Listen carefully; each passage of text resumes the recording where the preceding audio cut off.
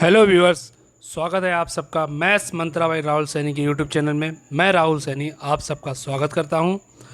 आज हम उत्तर प्रदेश सहायक अध्यापक भर्ती परीक्षा 2019 का पेपर सॉल्व करवाएंगे।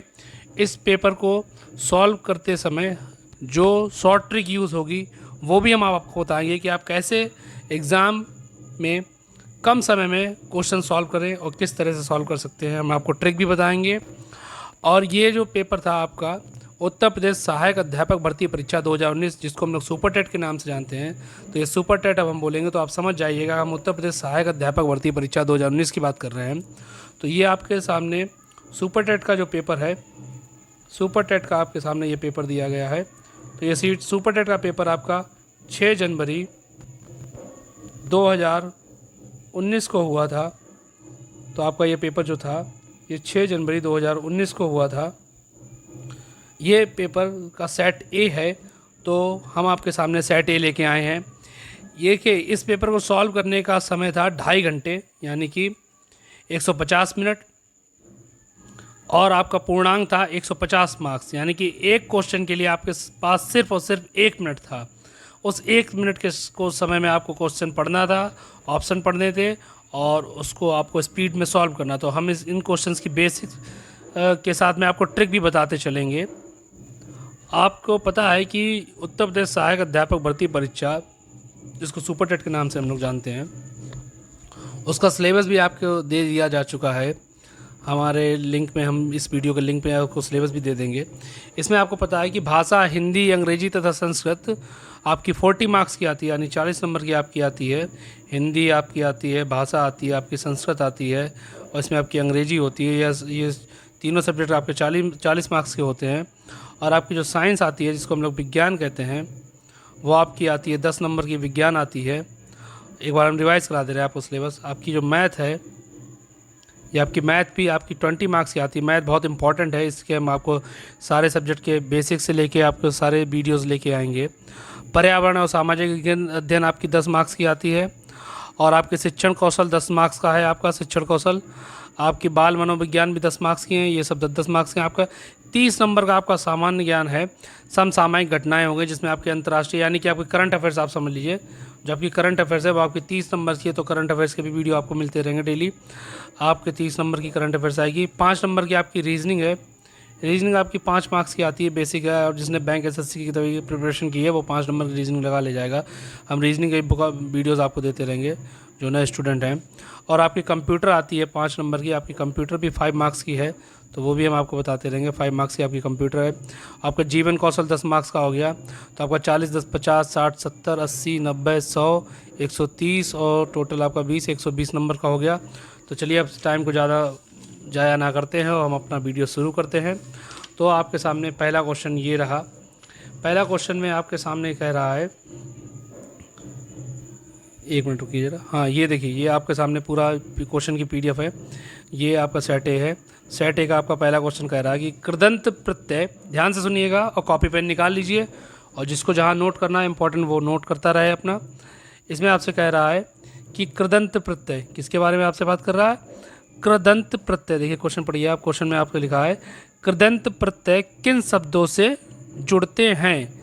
देखिए आपको पता है प्रत्यय जो जुड़ता है वो क्रिया से जुड़ता है, तो आपका इस पे आंसर क्या हो जाएगा? क्रिया। यानी कृदंत प्रत्यय क्रिया के धातु रूप में प्रयुक्त होकर संज्ञा तथा विशेषण शब्दों का निर्माण करते हैं, यानी कि इसका ऑप्शन होगा क्रिया।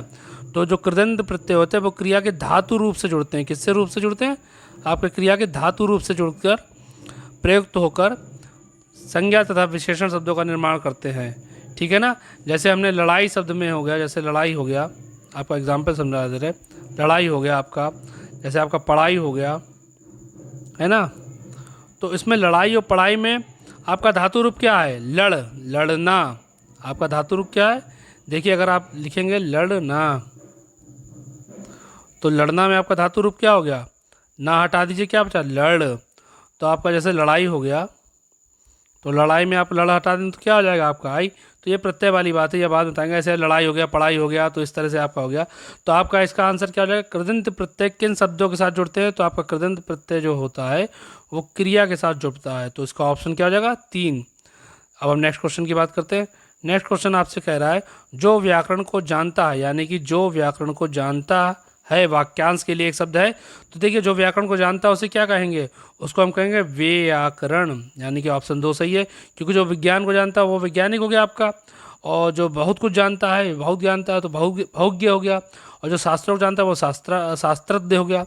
तो आपको पता है कि जो व्याकरण को जानता है उसका ऑप्शन क्या होगा, व्याकरण। तो यानी कि इसका ऑप्शन है 2 व्याकरण। वैज्ञानिक होगा, वैज्ञानिक होगा नहीं इसका ऑप्शन। क्यों नहीं होगा, क्योंकि वैज्ञानिक कौन होता है, जो विज्ञान को जानता है। बहुज्ञ क्या है, जो बहुत कुछ जानता है, जैसे बहुत सारा ज्ञान है तो बहुज्ञ नहीं होगा। शास्त्रज्ञ क्या, जो शास्त्रों को जानता है तो वो शास्त्रज्ञ हो गया। तो क्या बचा आपके पास, दूसरा ऑप्शन बचा व्याकरण। देखिए एक मेथड होता है करने का, अगर आपके पास 4 ऑप्शन है तो सबसे पहले आप गलत वाला छांटिएगा। आप गलत वाले ऑप्शन को हटाते जाइए, आपको सही वाला ऑप्शन मिलता जाएगा। नेक्स्ट क्वेश्चन, थर्ड क्वेश्चन पे आते हैं। हमको पूरा पेपर सॉल्व करवाना है। तो थर्ड क्वेश्चन आपका कह रहा है सरस्वती पत्रिका के संपादक कौन थे। देखिए इसको थोड़ा आप कॉपी पेन में नोट भी कर लीजिए। सरस्वती पत्रिका जो थी सन 1903 में, सरस्वती पत्रिका के संपादक जो थे हमारे महावीर प्रसाद द्विवेदी थे। तो इसका ऑप्शन हो गया 2 महावीर प्रसाद द्विवेदी, क्योंकि 1903 में सरस्वती पत्रिका के संपादक महावीर प्रसाद द्विवेदी थे। तो आप लोग इसका आंसर लिख लीजिए और कॉपी पेन लेके बैठिए ताकि आप लोग क्वेश्चन लिखते चलें। हम आपके स्पीड में सारे क्वेश्चन सॉल्व करवा देंगे और डिटेल में समझाते भी जाएंगे। अगला फोर्थ क्वेश्चन आपका दिया जा रहा है चिदम्बरा पर ज्ञानपीठ पुरस्कार प्राप्त हुआ। तो चिदम्बरा पर 1968 में, कब, 1968 में, देखिए आप आराम से देख लीजिए, 1968 में चिदम्बरा पर 1968 में सुमित्रा नंदन पट किसको ज्ञानपीठ पुरस्कार प्राप्त हुआ, सुमित्रा नंदन पंत को ज्ञानपीठ पुरस्कार दिया गया था। तो ऑप्शन आपका बी सही है, सुमित्रा नंदन पंत हो जाएगा उसका। अब हम अपना फिफ्थ क्वेश्चन देखते हैं। फिफ्थ क्वेश्चन में आपसे कह रहा है कि महान शब्द में त्व प्रत्यय जोड़ने से शब्द बनेगा। देखिए अभी आपने प्रत्यय लगाया था, कुदंत प्रत्यय वाली बात, तो महान में त्व जोड़ दें क्या हो जाएगा, बताइए कौन कौन आपका आंसर बताएगा। देखिए महनीय तो होगा नहीं, पहली बात गलत हमने बताया था, गलत वाले ऑप्शन आप लोग छांटेगा। और महत्ता हो सकता है, महत्व भी हो सकता है, महती तो होगा नहीं। तो त्व है ना, तो त्व आधा ता वाले 2 ही आपको मिले। तो महत्ता आप लोगों ने कभी सुना है, कभी नहीं सुना, तो महत्ता तो होगा नहीं। तो क्या बचा आपके पास, महत्व। देखिए आप लोग एग्जाम में ऐसे ही क्वेश्चन करिएगा, 4 ऑप्शन आए तो 4 में पहले गलत वालों को हटा दीजिएगा, तो आपका जो सही वाला होगा वो अपने आप आपको मिल जाएगा। यानी आपका थर्ड ऑप्शन सही है, महत्व। तो महान शब्द में त्व प्रत्यय जोड़ने में क्या बन जाएगा, महत्व। इसी तरह से छठे का जल्दी से आंसर बताइए बच्चों, क्या आंसर आएगा। महावीर प्रसाद द्विवेदी ने आदिकाल को संज्ञा दी है। महावीर प्रसाद ने किसकी संज्ञा दी है, बीज वपन काल की संज्ञा दी है महावीर प्रसाद ने। महावीर प्रसाद द्विवेदी ने आदिकाल को बीज वपन काल की संज्ञा दी है। आदिकाल ही आचार्य महावीर प्रसाद द्विवेदी को भक्ति काल के बीज काव्य के रूप में परिलक्षित हुए। तो बीज काव्य के रूप में परिलक्षित हुए आचार्य महावीर प्रसाद द्विवेदी, तो इसलिए उन्हें बीज वपन काल की उसको संज्ञा दे दी। ठीक है ना, तो बीज काव्य के रूप में परिलक्षित हुए थे, इसी आधार पर उन्होंने आदिकाल को क्या कह दिया, बीज वपन काल की संज्ञा दे दी। ठीक है ना बच्चों। अब देखिए हम इसका 7th क्वेश्चन पे आते हैं। 7th क्वेश्चन हमारा क्या कह रहा है, 7th क्वेश्चन में हमसे कह रहा है कि हिंदी शब्द किस भाषा से लिया गया है। तो देखिए आप लोग पहले इसमें गलत वाला छांटिएगा कि हिंदी शब्द क्या संस्कृत से लिया गया है। हिंदी शब्द संस्कृत से नहीं लिया गया है, तो ये गलत हो जाएगा आपका। फारसी से हो सकता है, अरबी फारसी साथ लिया गया, हिंदी शब्द हिंदी से तो होगा नहीं, पहली बात तो ये हो गया, ये गलत हो गया। तो आपके पास क्या बचा, अरबी फारसी बचा, संस्कृत हो नहीं सकता। तो अरबी में होता था ना कि जितने भी शब्द आए थे आपके पुराने टाइम में, तो सब के सब फारसी से आए। तो हिंदी शब्द आपका किस भाषा से लिया गया, हिंदी हमारा फारसी भाषा से लिया गया। यानी हिंदी शब्द की व्युत्पत्ति जो है हिंदू जैसे फारसी शब्द से हुई, क्योंकि हिंदू जो है फारसी शब्द है आपका, तो हिंदू जैसे फारसी शब्द से आपकी हिंदी शब्द की व्युत्पत्ति हुई है। ये चीज़ आप याद रखिएगा, ठीक है ना। तो आपका जो हिंदी शब्द है वो हिंदू जैसे फारसी शब्द से बना हुआ है, जिसको संस्कृत में हम लोग सिंधु कहते हैं। तो संस्कृत में क्या हिंदू को क्या बोला जाता है, सिंधु बोला जाता है। जो आपका संस्कृत है, संस्कृत में आप हिंदू को सिंधु बोलते हैं। संस्कृत में हमारी जो हिंदू है वो क्या बन जाता है, सिंधु। आपको पता होगा कि इंडस वैली सिविलाइजेशन आपने पढ़ा होगा हिस्ट्री में, तो इंडस से ही आपका क्या बना है, इंडिया। इंडस यानी कि जो सिंधु का इंग्लिश नाम है, उसी से हमारा क्या बना है, इंडिया बना है। उसी से हमारा प्यारा देश भारत जो है इंडिया, वो आपका किससे बना है, आपका इंडस से बना है, तो ऐसे ही आपका सिंधु से बना है हिंदू। तो ऐसे ही ध्यान रखिएगा, सिंधु से आपका हिंदू बना है, तो आपका संस्कृत में तो हिंदू हो जाएगा, लेकिन अगर हिंदी की बात हो तो हिंदी शब्द आपका कहाँ से लिया गया? हिंदी आपका फारसी से लिया गया है। तो आपका दूसरा ऑप्शन सही है। जो नोट करना चाहे वो नोट कर सकता है कि हिंदी शब्द की व्युत्पत्ति हिंदू जैसे फारसी शब्द से हुई है। अब हम 8वें क्वेश्चन पे आते हैं। 8th क्वेश्चन आपसे क्या कह रहा है कि निम्नलिखित में तत्सम शब्द है। तो बच्चों आंसर बताइए कौन सा होगा? आँख, पाँव, गांव, ग्रह। टाइम लीजिए आप 5 सेकंड का। हाँ, क्या आंसर निकला आपका? तत्सम शब्द बताना है आपको। तत्सम शब्द कौन सा हुआ? ग्रह। ग्रह आपका तत्सम शब्द होगा, 4th वाला, क्योंकि उपरोक्त में तत्सम शब्द ग्रह है। अन्य सभी कैसे आपके आँख का अच्छी हो जाता है, पाँव का आपका, तो ये सब आपके कैसे हो गए? तद्भव शब्द हो गए। तत्सम यानी संस्कृत वाले शब्द की बात कर रहा है, ठीक है ना। तो आपका तत्सम शब्द कौन सा होगा? ग्रह। चौथा ऑप्शन आपका सही है। अगला 9 से 10 जो आपके हैं, ये आपका पैसेज दिया गया है। पैसेज आपको सॉल्व करना पड़ेगा। तो आपका 9 से 10 तक आपका पैसेज है, तो ध्यान से पैसेज पढ़िएगा। प्रस्तुत गद्यांश को ध्यानपूर्वक पढ़कर नीचे दिए गए प्रश्नों के उत्तर विकल्प को से छांट कर लिखिए। तो आपका पैसेज स्टार्ट होता है, हमारा जीवन पाखंडमय बन गया है और हम इसके बिना नहीं रह सकते हैं। अपने सार्वजनिक जीवन अथवा निजी जीवन में कहीं भी देखें, हम एक दूसरे को छलने की कला का खुलकर उपयोग करते हैं। इसके बावजूद यह विश्वास करते हैं कि हम ऐसा कुछ भी नहीं कर रहे हैं। हम इस प्रकार की भाषा का प्रयोग करते हैं जिसकी उस अवसर पर कोई आवश्यकता नहीं होती है। हम किसी भी बात को यह जानते हुए कि वह सही या सत्य नहीं है, लेकिन उसके प्रति निष्ठा या विश्वास इस तरह प्रकट करते हैं कि जैसे हमारे लिए वही एकमात्र सत्य है। हम सब यह इसलिए सरलता से कर लेते हैं क्योंकि आज पाखंड एवं दिखावा हमारे जीवन का एक अभिन्न अंग बन गया है। आज हमारे लोगों में से अधिकांश की स्थिति मुंह में कुछ और मन में कुछ और वाली बन गई है। तो आपका पहला क्वेश्चन है, हमने अपने जीवन का अभिन्न किसे बना लिया है? भाषा को तो बनाया नहीं है, पाखंड और दिखावे को। हो सकता है ये भी ऑप्शन आपका सही हो। तीसरा आपका क्या कह रहा है? निष्ठा और विश्वास। नहीं, निष्ठा और विश्वास के बारे में कोई बात तो हो ही नहीं रही थी। भाषा के बारे में बात हो नहीं रही है, निष्ठा विश्वास के बारे में बात हो नहीं रही है, सरलता के बारे में बात नहीं हो रही है। तो बचा क्या? 2 ऑप्शन, पाखंड और दिखावे को हमने अपने जीवन का अभिन्न अंग बना लिया है। अगला 10th क्वेश्चन देखते हैं। इसके लिए बस आपको एक बार पैसेज पढ़ना पड़ेगा, आंसर आप निकाल लेंगे। कि छलने की कला का हम किस प्रकार प्रयोग करते हैं? खुलकर, आवश्यकता से, पूरी निष्ठा से, सरलता से। तो इसका ऑप्शन क्या होगा? जल्दी बताइए आप लोग।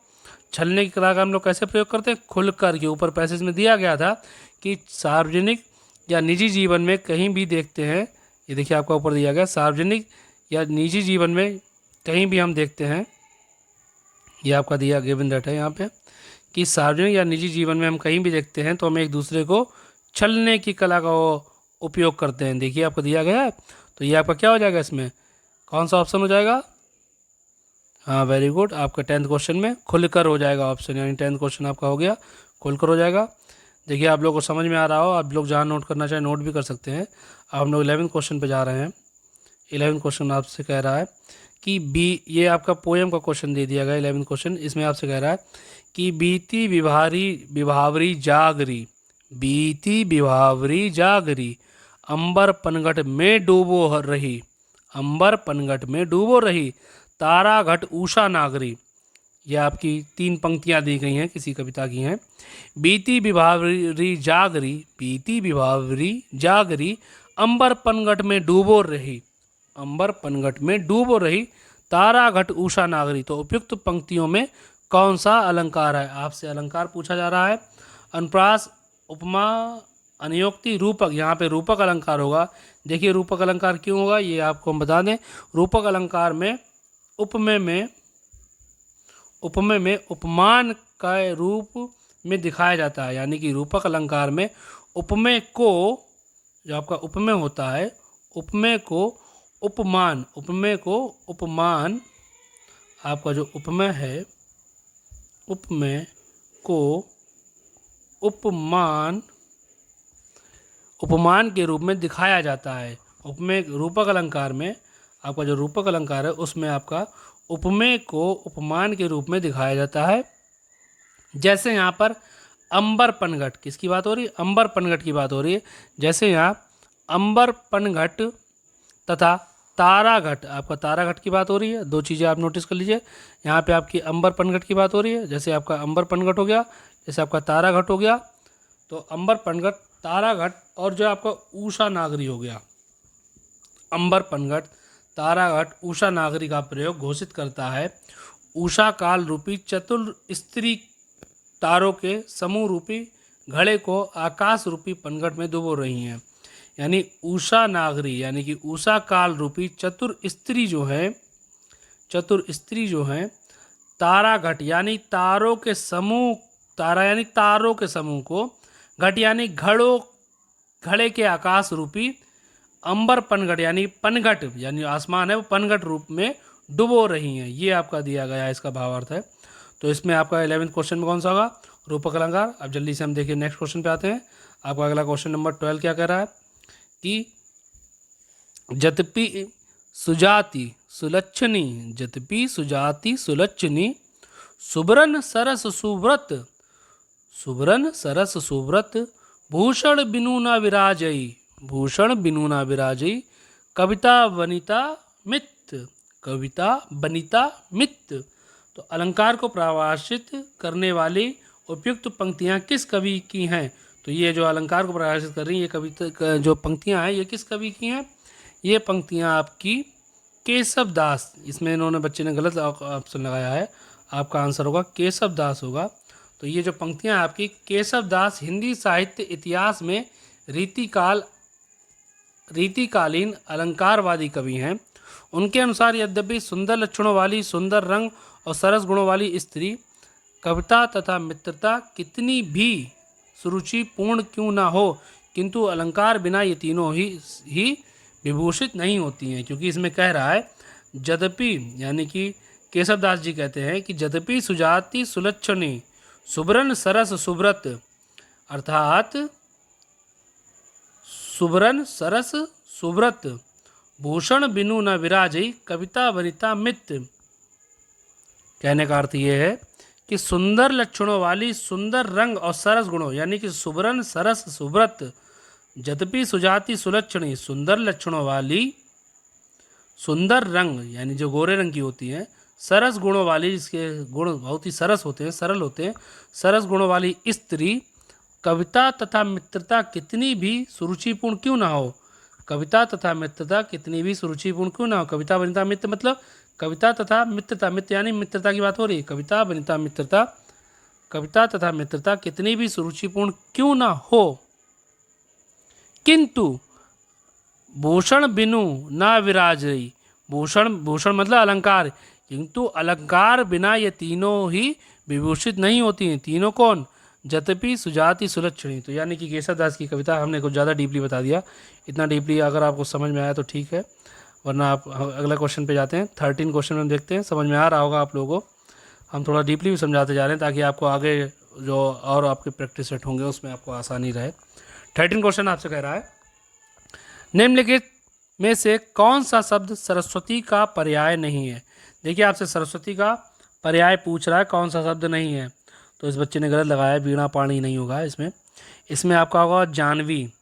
जानवी जो है सरस्वती का पर्याय यानी पर्यायवाची नहीं होता है। जानवी से जानवी कपूर याद रखिएगा, श्रीदेवी की लड़की है जानवी कपूर, ठीक है ना। तो आपका वीणा पाणी हो गया, ये इसका सरस्वती का पर्यायवाची नहीं है, आपसे पूछा जा रहा है।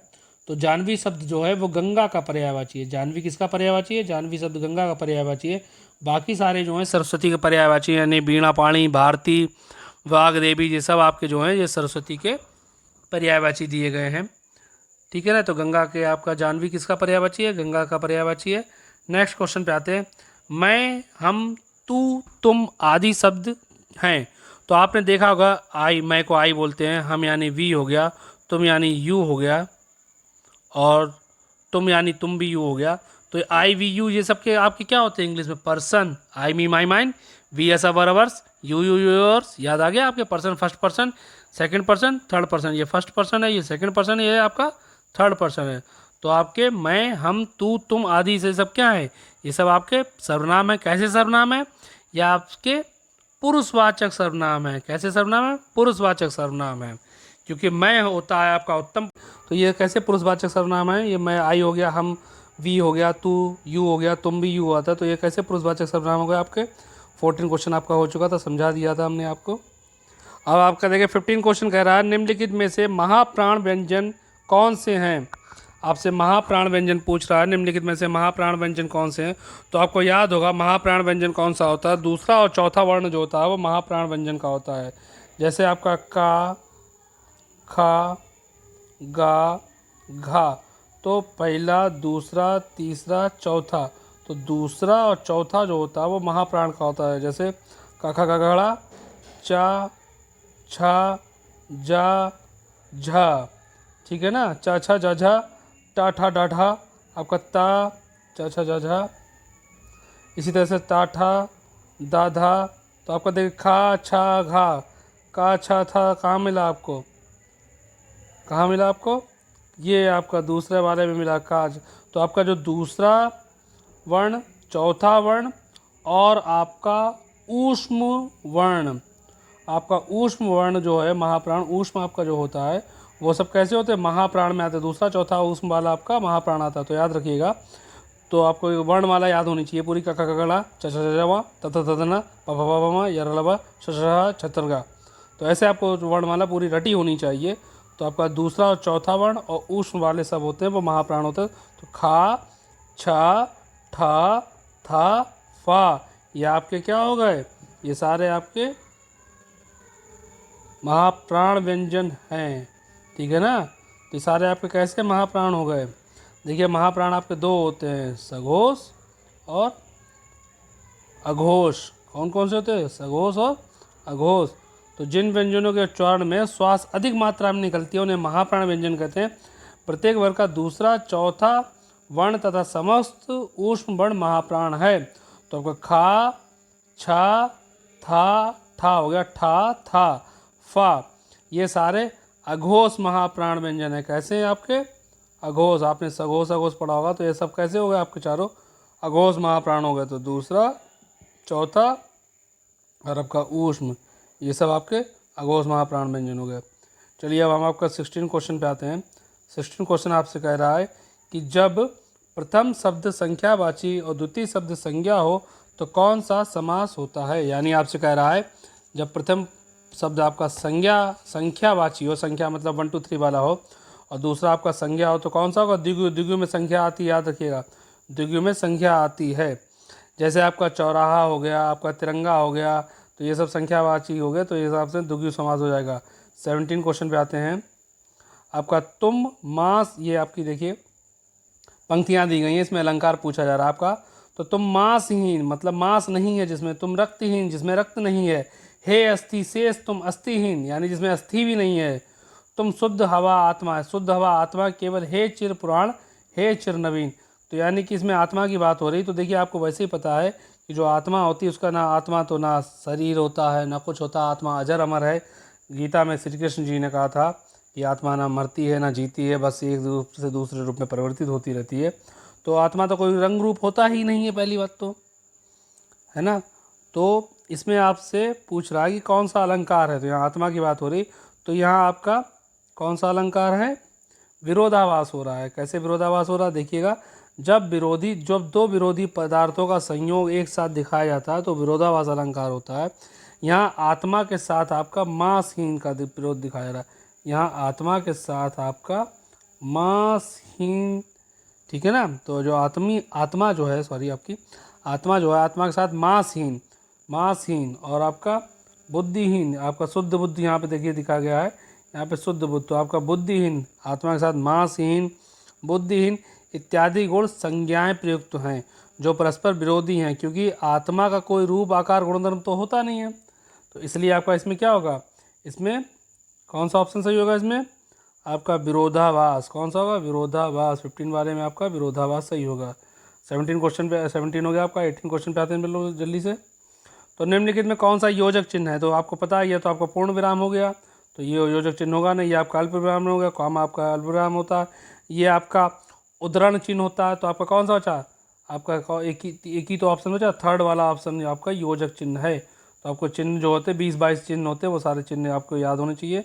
आप एक कॉपी में लिख लीजिएगा, हम चिन्ह की भी आपके पास जल्दी वीडियो लेके आएंगे। बुद्धिमान शब्द किस संवर्ग में है? आपसे 19 क्वेश्चन कह रहा है बुद्धिमान शब्द जो है किस संवर्ग में है। तो बुद्धिमान विशेषण होता है, आपको पता होना चाहिए। बुद्धिमान विशेषण होता है कि सीमा एक बुद्धिमान लड़की है, ठीक है ना। तो आपका बुद्धिमान क्या होगा? विशेषण, यानी वो विशेषता बताता है। तो नेक्स्ट क्वेश्चन 20 आपका क्या कह रहा है? कवि का स्त्रीलिंग होगा। तो कवि का आपको लोगों को तो पता है कवियत्री होता है। तो कवित्री यहाँ पे 3 तरह के हैं। एक तो कवित्री तो होगा नहीं, पहली बात तो पहला वाला आपका हो ही नहीं सकता। तो कवित्री हो सकता है, कवियत्री हो सकता है, कवियत्री। कवियत्री तो आपने कभी सुना नहीं, तो ये तो होगा नहीं। पहले दूसरी बात तो आपका कौन कौन से नहीं होंगे? देखिए, आपका पहला वाला नहीं होगा, आपने कवियत्री कभी नहीं सुना। कवित्री और कवियत्री, ये भी कवित्री, चौथा भी गड़बड़ लग रहा। तो आपका कौन सा था? थर्ड। तो आपका थर्ड वाला ही राइट होगा। कवि का स्त्रीलिंग कौन सा? कवियत्री आपका हो जाएगा। अब हम अगले क्वेश्चन पे आते हैं। अगला आपका 21 क्वेश्चन क्या कह रहा है? Shelley Shelley. देखिए, ये काफ़ी आ रहा है आपके 21 यहाँ से आपका, सॉरी देखिए, आपके 20 आपके हिंदी के थे और 21 से आपका यहाँ से संस्कृत चालू हो गया है। तो आपका संस्कृत का हम दूसरे वीडियो में लेके आएंगे, इसमें सिर्फ हम हिंदी ही कराएंगे। तो हिंदी के आपके 2 पार्ट हो गए, यानी कि 2 वीडियो आपके हिंदी के बन गए हैं। तो आपने इस वीडियो को अपना समय दिया, थैंक यू वेरी मच।